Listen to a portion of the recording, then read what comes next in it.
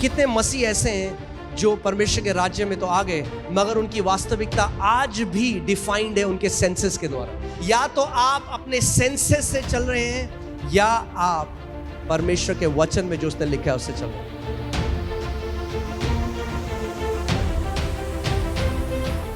चलिए हम एक प्रार्थना करते हैं, फिर हम वचन की तरफ चलेंगे। परमेश्वर पिता, हम आपका धन्यवाद करते हैं। आप महान हैं प्रभु, आप एक अच्छे पिता हैं और आपका वचन कहता है कि हर एक अच्छा दान और वरदान ज्योतियों के पिता से आता है। प्रभु, हम धन्यवाद करते हैं आपके लिखित वचन के लिए और हम धन्यवाद करते हैं आपकी उस महान पवित्र आत्मा के लिए जो सत्य का आत्मा है और हमें सारे सत्य में लिए चलता है। प्रभु, आज होने दे कि तेरे वचन का प्रकाशन तेरे लोगों के ऊपर प्रकट हो। प्रभु, होने दे कि आज वो उन बातों को देखें जो उन्होंने आज तक नहीं देखी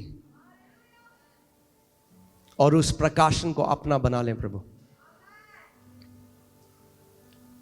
मैं धन्यवाद करता हूं उस अभिषेक के लिए जो इस जगह में है, जो मेरे ऊपर है, जिसके द्वारा प्रभु आज का वचन जब बोला जाता है तो प्रभु वो सटीकता से लोगों के हृदय तक उतरे और 100 गुना फल लेकर आए।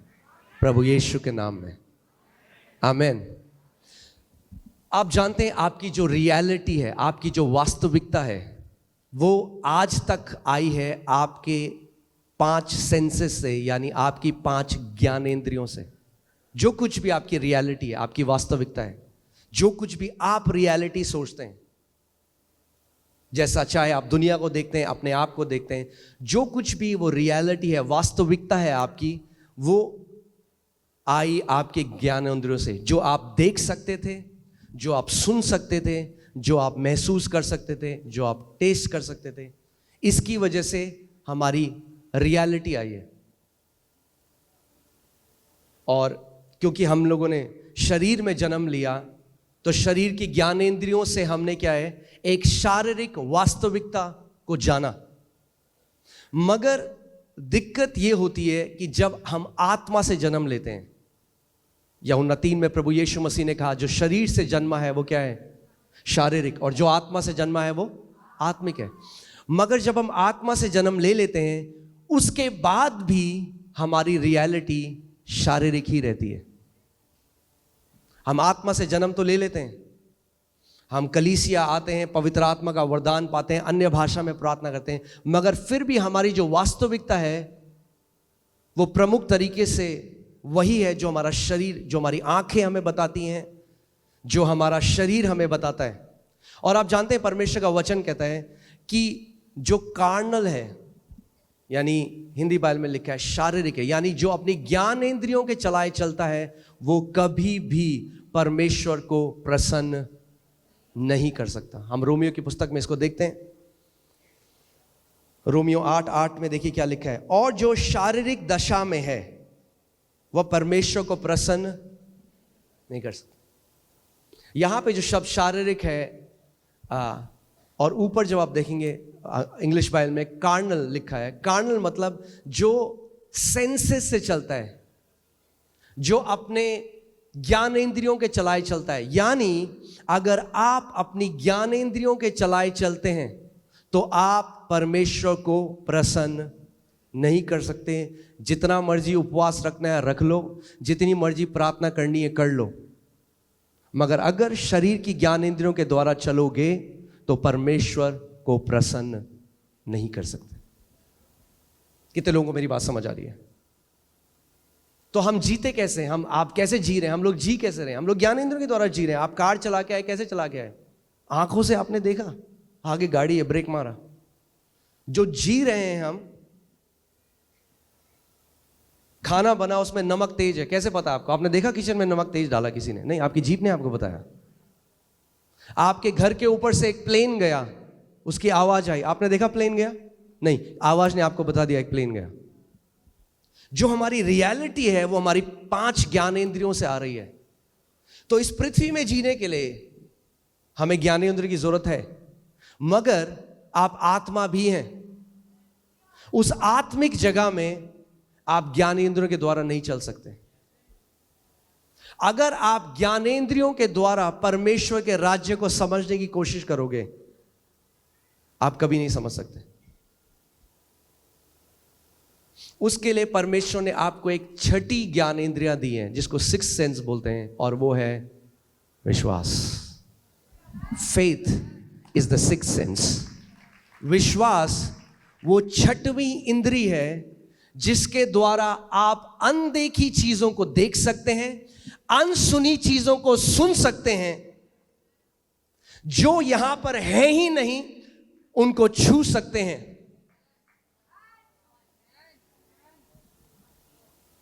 बाइबल क्या कहती है? इब्रानी 11,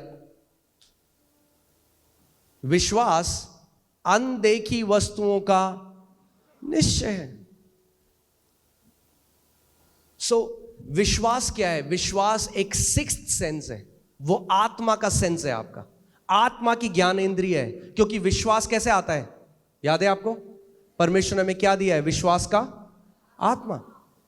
विश्वास शारीरिक नहीं है, विश्वास आत्मिक है, आत्मा से आता है।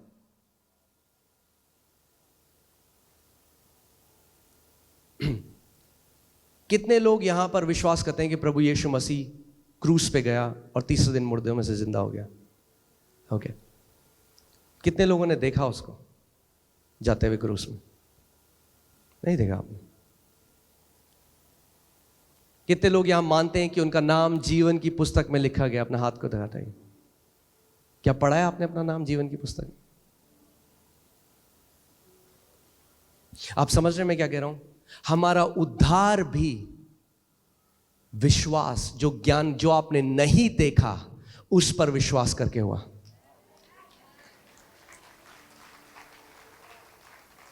और कई मसीह लोग क्या गलती करते हैं? उद्धार तो पा लेते हैं ऐसे, मगर फिर जब प्रभु में आते हैं तो फिर से शारीरिक चाल चलने लग जाते हैं, शारीरिक ज्ञानेंद्रियों के द्वारा चलने लग जाते हैं। देखिए यूहन्ना 20:24 से 25 हम पढ़ते हैं। थोमा एक ऐसा चेला था परमेश्वर का, और मैं चाहता हूं आप इस बात को समझें। इसमें लिखा है, परंतु 12 में से एक अर्थात थोमा, जो दिदुमुस कहलाता है, जब यीशु आया तो उसके साथ न था। जब अन्य चेले उससे कहने लगे, हमने प्रभु को देखा है, तब उसने उनसे कहा, जब तक मैं उसके हाथों में कीलों के छेद को न देख लूं और कीलों के छेद में अपनी उंगली को न डाल लूं और उसके पंजर में अपना हाथ न डाल लूं, तब तक मैं विश्वास नहीं करूंगा। यह है पिक्चर अनबिलीफ की। अब मैं आज आपको डेफिनेशन देता हूं अनबिलीफ की, आप समझे। अनबिलीफ कुछ भी नहीं है। अनबिलीफ वो है जब आप उसे अपने पांचों इंद्रियों से देखना चाहते हैं। पहले तोमा ने कहा, मैं नहीं मानूंगा ऐसे, पहले जब तक मैं देखूंगा नहीं। सुना है आपने लोगों को ऐसे कहते हुए? जब तक देखूंगा नहीं तब तक मानूंगा नहीं, दिखा दो तो मान जाऊंगा। प्रभु कहता है ऐसा विश्वास काम नहीं करता। वो कहता है मान जा तो दिखा दूंगा।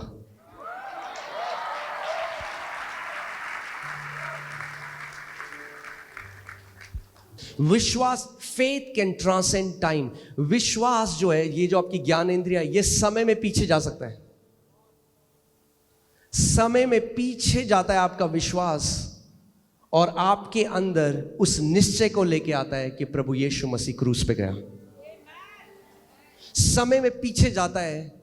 अनदेखी वस्तुओं का वो प्रमाण है।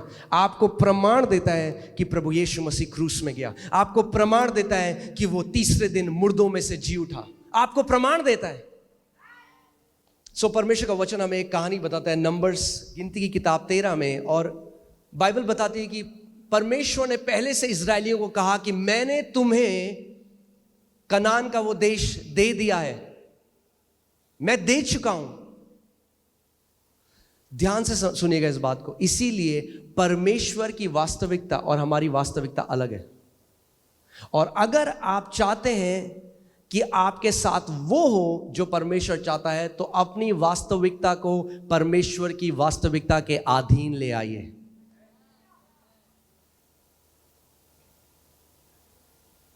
परमेश्वर का वचन कहता है कि उन्होंने बोला कि परमेश्वर ने उनको वो दे दिया, कनान का देश उनको दे दिया। और फिर मूसा ने जो है 12 जासूस वहां पे भेजे, 12 स्पाइस भेजे, 12 जासूस भेजे, जो एक रिपोर्ट लेकर आए, है ना। डॉक्टर की रिपोर्ट मिलती है, बच्चों को स्कूल की रिपोर्ट मिलती है। ये जो 12 जासूस थे, ये उस कनान के देश में गए कि एक रिपोर्ट लेकर आए और इजराइल के लोगों को और मूसा को रिपोर्ट दें। और 40 दिन वहां रह के उन्होंने देखा सब कुछ। और बाइबल बताती है 10 जो उसमें जासूस थे, बाइबल कहती है वो ईविल रिपोर्ट लेकर आए, एक विकेड रिपोर्ट लेके आए।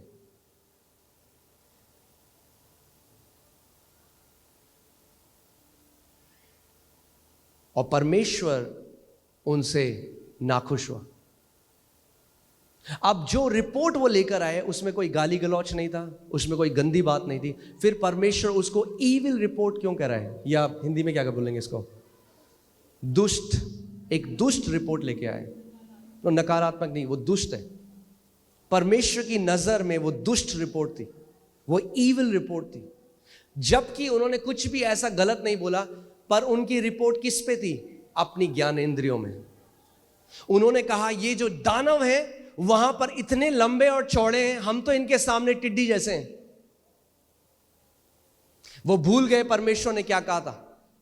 वो अपनी ज्ञानेंद्रियों की तरह चलने लग गए, और जब वापस आए तो एक ईविल रिपोर्ट दी। और बाइबल कहती है परमेश्वर बहुत अप्रसन्न हुआ उनसे। वो गए और जब उन्होंने ईविल रिपोर्ट दी, पूरे इजराइलियों ने उनकी रिपोर्ट पे विश्वास किया। अब ध्यान से सुनिएगा,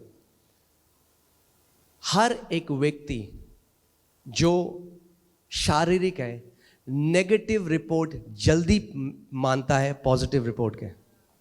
एक कहावत है इंग्लिश में, उसमें लिखा है जब सत्य जो है कपड़े ही बदल रहा हो जाने के लिए, जो झूठी खबर है वो पूरी दुनिया घूम के आ जाती है।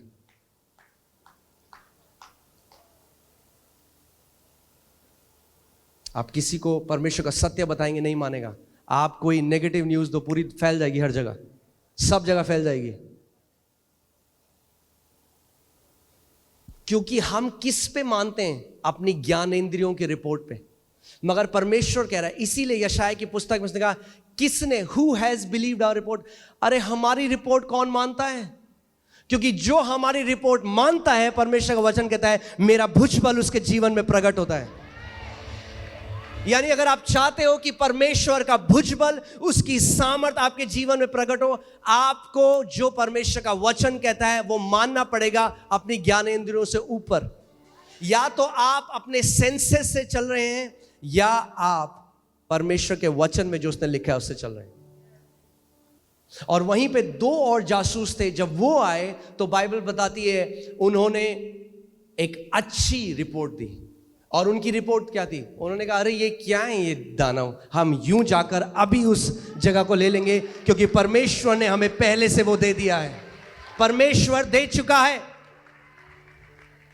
परमेश्वर दे चुका है। परमेश्वर को देने की जरूरत नहीं है, हमें लेने की जरूरत है। परमेश्वर अपनी वास्तविकता में आपको चंगा कर चुका है। अगर अब आप प्रार्थना करें प्रभु मुझे चंगा कब करेगा, तो आप ज्ञानेंद्रियों की तरह चलाए चल रहे हैं, और वैसा अविश्वास परमेश्वर को प्रसन्न नहीं करता।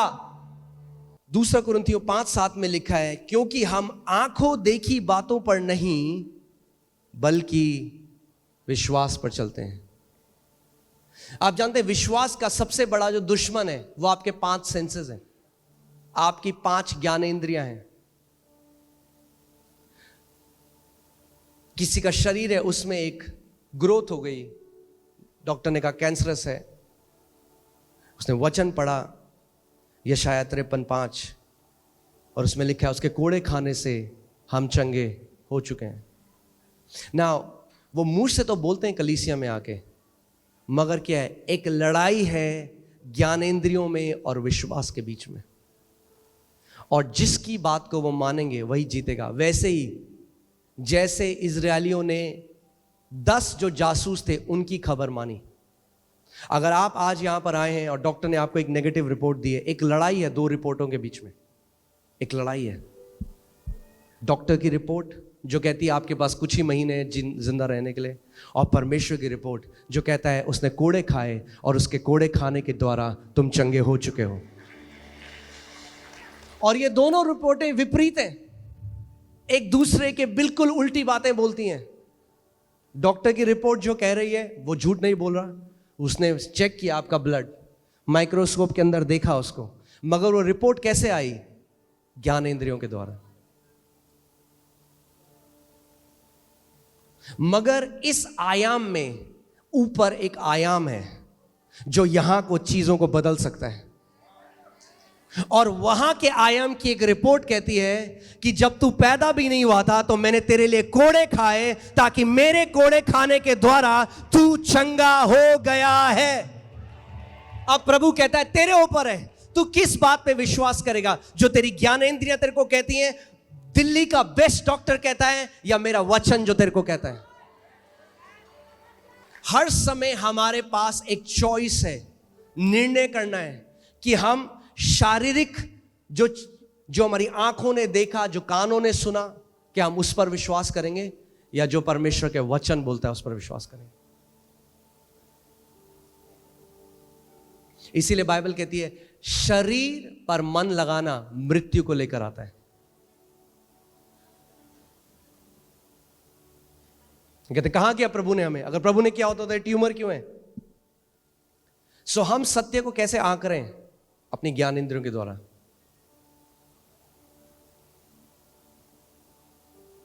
हम कह रहे हैं जब वो ट्यूमर चला जाएगा तब मैं मानूंगा मैं चंगा हो गया। प्रभु कह रहा है तू मान, तू चंगा हो गया, वो ट्यूमर चला जाएगा। परमेश्वर के राज्य मसीह लोगों को विश्वास करना नहीं आता, यह दिक्कत है, इसीलिए गिड़गिड़ाते हैं, भीख मांगते हैं हमेशा। मगर जो वचन में लिखा है उसके साथ एक नहीं होते।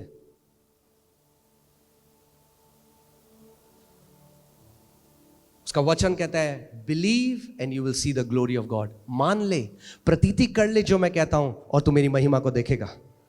आप जानते हैं जो पुराने नियम में कनान का देश था, लैंड था, प्रॉमिस लैंड था, जिसको बोलते हैं वाचा का जो भूमि थी, जो लैंड था, प्रॉमिस लैंड, वो नए नियम में प्रतिज्ञाएं, प्रॉमिसेस हैं।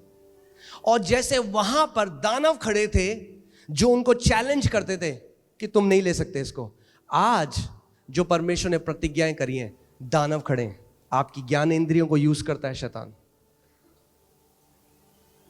आप कलीसिया में आते हो, कहते प्रभु तेरे कोड़े खाने से मैं चंगा हो गया, फिर आप घर जाते वो दर्द हुआ। आपकी ज्ञानेंद्र ने बोला कहां हुआ तो चंगा होता रहो, दर्द क्यों होता? उस टाइम में परमेश्वर कहता है अडिग रहे विश्वास में, अपने मुंह के अंगीकार को बदल मत। जब तू नहीं देखता चीजों को जल्दी से होते हुए, खड़ा रहे, स्टैंड एंड विथस्टैंड, अडिग हो जा, और जो मैंने वचन को बोला है वो बोल, उसके अंगीकार को खो मत।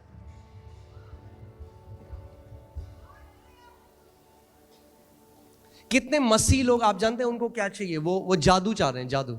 राज्य में कोई जादू नहीं है, आबराकडाबरा नहीं करता परमेश्वर ऐसे। बाइबल बताती है इब्रानी 6:12 में कि विश्वास और पेशेंस के द्वारा, by faith and patience they inherited the promise. अगर आप परमेश्वर की प्रतिज्ञाओं को पकड़ना चाहते हैं तो विश्वास और पेशेंस, धीरज, विश्वास और धीरज, यानी जब आपने किसी बात को मान लिया कि परमेश्वर का जो वचन कहता है, अब खड़े हो जाओ। जब तक वो प्रकट ना हो अपने मुंह के अंगीकार को बदलो मत। जब मैं विश्वास से उसके साथ एक हो जाता हूं तो हल्की हल्की वो मेरे जीवन में प्रकट होने लग जाती है। और कितने मसीह ऐसे हैं जो परमेश्वर के राज्य में तो आ गए, मगर उनकी वास्तविकता आज भी डिफाइंड है उनके सेंसेस के द्वारा।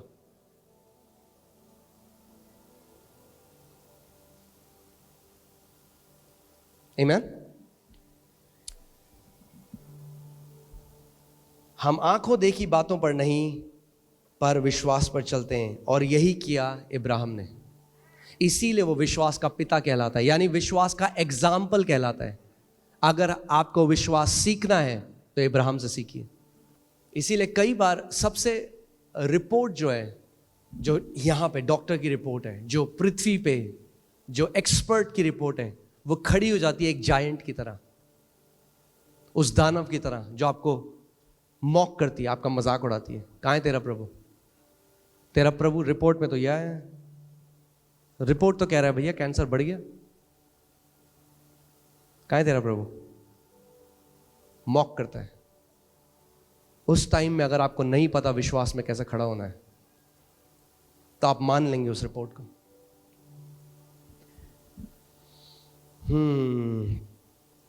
अब्राहम ने क्या किया? अब्राहम ने विश्वास को अपनी ज्ञान इंद्रियों के ऊपर रखा, इसीलिए विश्वास का पिता कहलाता है, इसीलिए हमारा उदाहरण बन गया। और उसके जीवन के द्वारा आप सीख सकते हो कि विश्वास कैसे कार्य करता है। रोमियो 4:19 में लिखा है, वह जो 100 वर्ष का था अपने मरे हुए से शरीर और सारा के गर्भ की मरी हुई सी दशा जानकर भी विश्वास में निर्बल ना हुआ। इंग्लिश बाइबल ज्यादा अच्छा कहती है, वो कहती है he did not consider his own body, यानी उसने अपने शरीर पर ध्यान नहीं लगाया। शरीर के रूप से वो डेड था, इम्पॉसिबल था। जो प्रभु उससे कह रहा था शारीरिक तरीके से वो इम्पॉसिबल था। परमेश्वर ने कहा मैं तुझे जातियों का पिता बनाऊंगा। 100 साल का हो चुका है। अगर अपना शरीर से पूछे, शरीर क्या बन सकता हूं मैं पिता? शरीर कहेगा इम्पॉसिबल, तू नहीं बन सकता। पर शरीर से नहीं पूछा उसने, ये कह रही है बाइबल। उसने अपने शरीर से नहीं पूछा। कई बार प्रभु कहता है मैं तुझे ये बनाऊंगा या मैं तुझे ये मिनिस्ट्री दूंगा, ये बिजनेस। सो आप सबसे पहले बैंक अकाउंट को देते हैं। हाँ जी बैंक अकाउंट जी हो सकता है, बैंक भूल जा, नहीं हो सकता। आपका बैंक अकाउंट नहीं आपको बताएगा, आपका शरीर आपको नहीं बताएगा। हम क्या करते हैं, जो परमेश्वर हमें बोलता है उसके बाद हम उसे शारीरिक तरीके से टटोलते हैं, क्या ये चीज है संभव? और अगर शारीरिक रूप में आपको लगता है कि संभव है तो आप मान लेते हो। मगर परमेश्वर चाहता है कि जो उसने आपको बोला है आप अपनी ज्ञानेंद्रियों के ऊपर उसको रखें और उसको मान लें। तो आज मैं आपको रोमियो 4:20 लगाइए।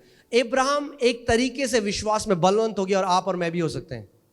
और ना अविश्वासी होकर परमेश्वर की प्रतिज्ञा पर संदेह किया।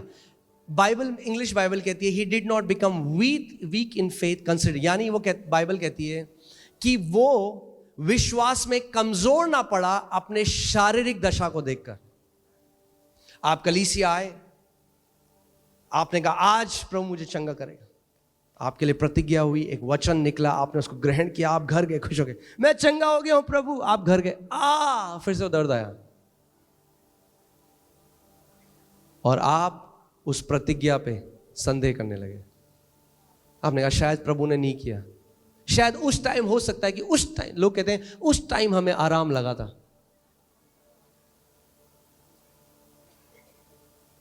इसीलिए कितने मसीह लोग हैं जो अपनी चंगाई खो देते हैं कुछ समय बाद। क्यों? क्योंकि शैतान चुरा ले जाता है। क्यों? क्योंकि ज्ञानेंद्रियों के द्वारा डाउट डालता है उनके अंदर, संदेह डालता है, अरे तुझे चंगा करा ही नहीं प्रभु ने, और वो अपने मुंह से उस बात को बोल देते हैं। इसीलिए परमेश्वर का वचन कहता है कि थामे रहे जो मैंने तुझे दिया है, क्योंकि कोई है जो चुराना चाहता है उसे।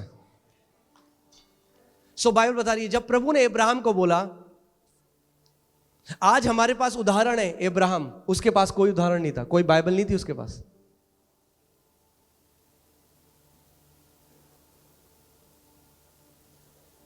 प्रभु ने कहा मैं तुझे जातियों का पिता बनाऊंगा। उसने क्या किया?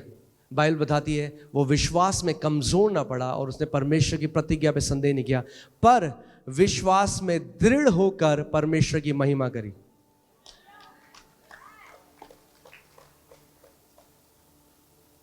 यानी जब परमेश्वर आपको कोई प्रतिज्ञा दे और आप घर जाएं और आपको वो ना दिखाई दे और शैतान डाउट डालने की कोशिश करे, जब अपना पूरा ध्यान उस समय प्रभु को लगाओ, बोलो प्रभु तू सच्चा है, तेरा वादा सच्चा है, तेरी प्रतिज्ञा सच्ची है। यीशु तूने कहा स्वर्ग और पृथ्वी टल जाएगा पर तेरे मुख से निकले हुए वचन का एक बिंदु भी ना टलेगा। अगर तूने कहा है प्रभु तो मैं इसको मानता हूं, तेरी सारी प्रतिज्ञा हाँ और आमीन के साथ पूरी होती है।